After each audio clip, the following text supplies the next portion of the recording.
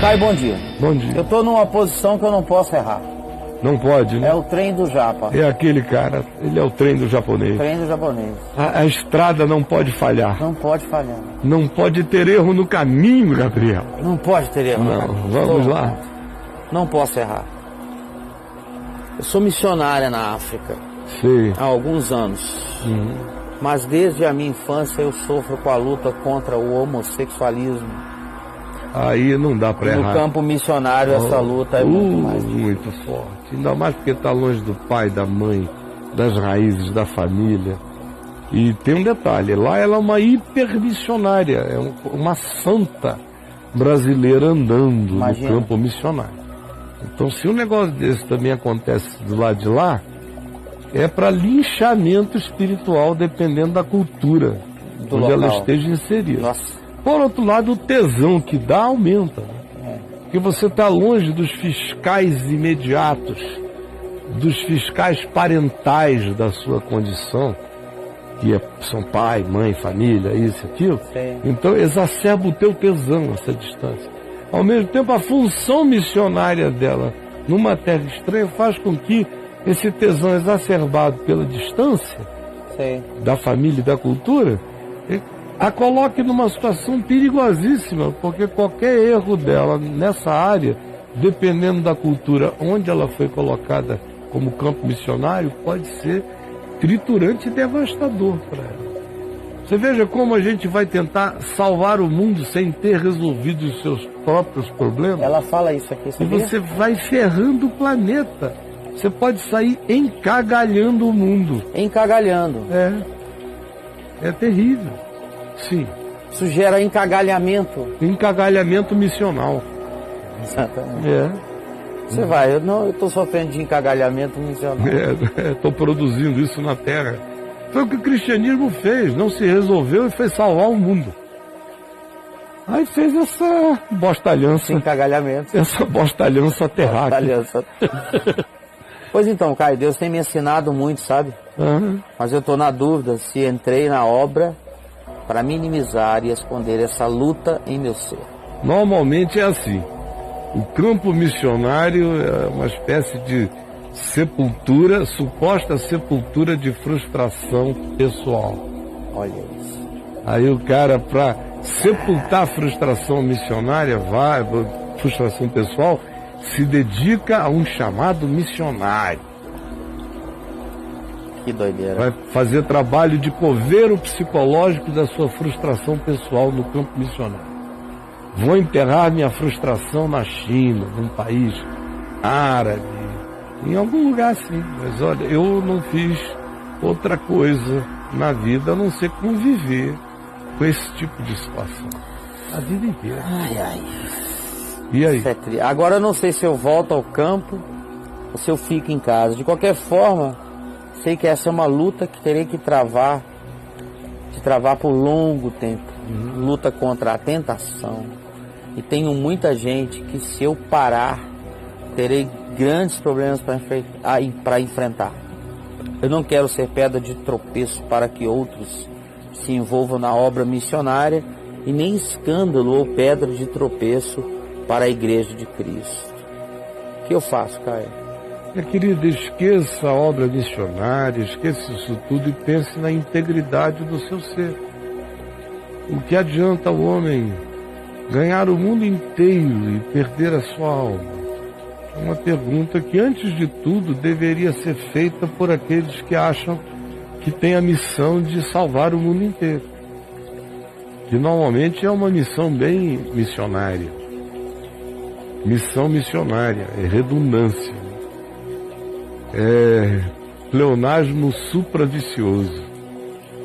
Missão missionária. Então, é um perigo. É um perigo enorme, porque você existe. E a bomba está em ti. Para onde você vai, você leva essa bomba armada. Pode explodir em algum lugar. Espero em Deus que ela não exploda. Para ela não explodir, você precisa ter pacificação interior.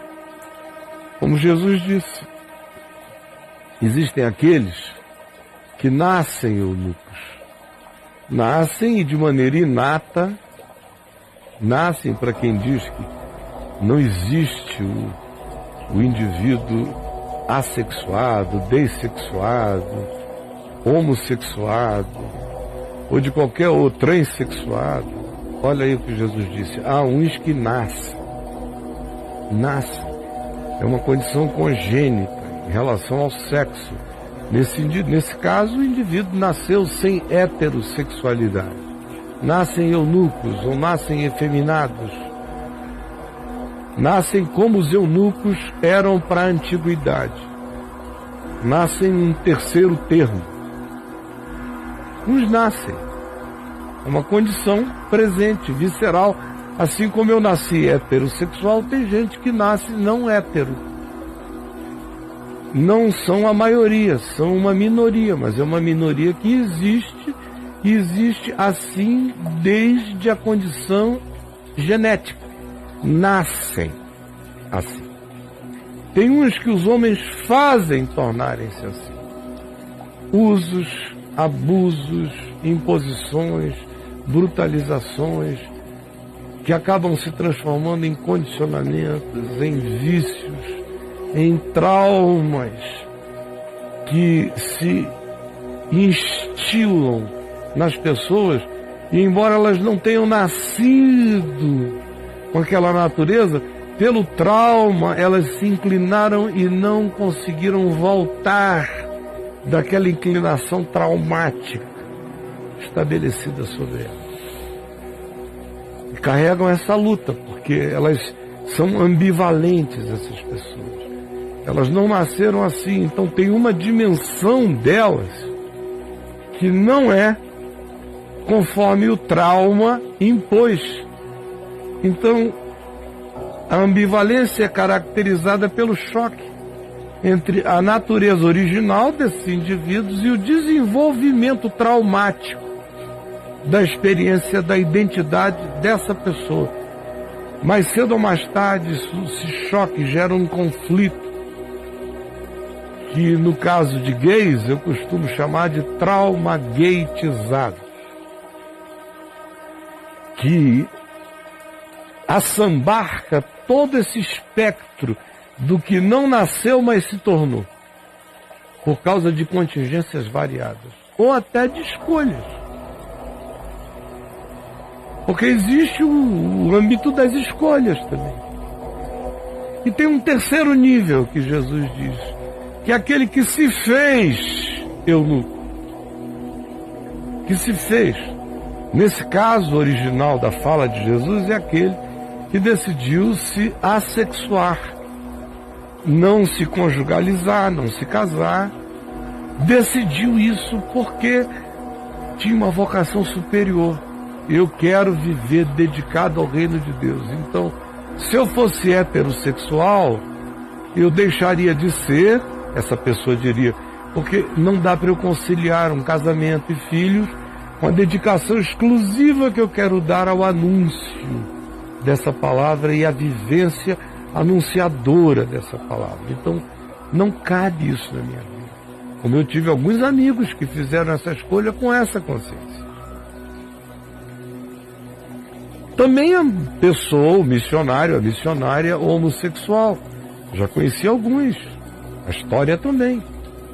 Alguns que nasceram eunucos ou homoafetivos, mas que na idade adulta fizeram a escolha de renunciarem, assim como Paulo renunciou à sua heterossexualidade para se dedicar de maneira exclusiva ao casamento missional dele. Eu conheço pessoas que renunciaram à sua homoafetividade e dedicaram-se exclusivamente ao que faziam no ministério.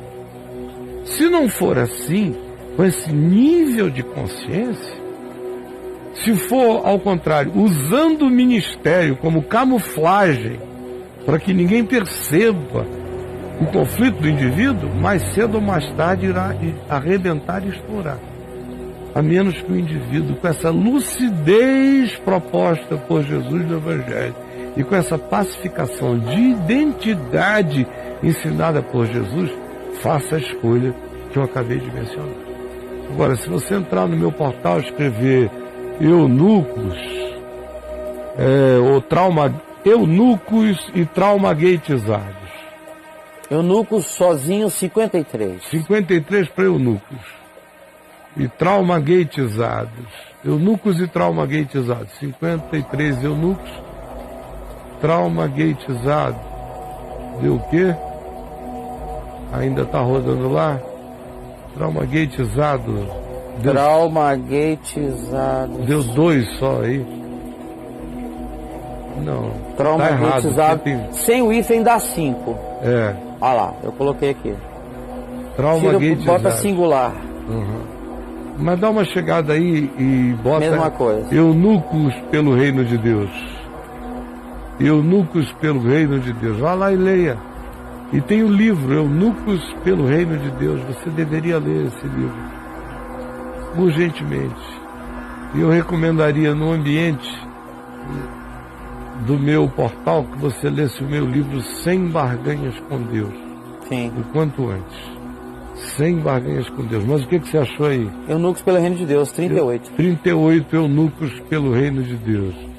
Entre aí e absorva tudo que você possa. Eunucos pelo reino de Deus, desde a recomendação, A recomendação do livro. E que para mim continua a ser o melhor de todos. E esse livro é bom, cara? É maravilhoso. É um levantamento histórico incomparável sobre a sexualidade cristã. E o meu livro Sem Barganhas com Deus. Tá aí. Tá bom?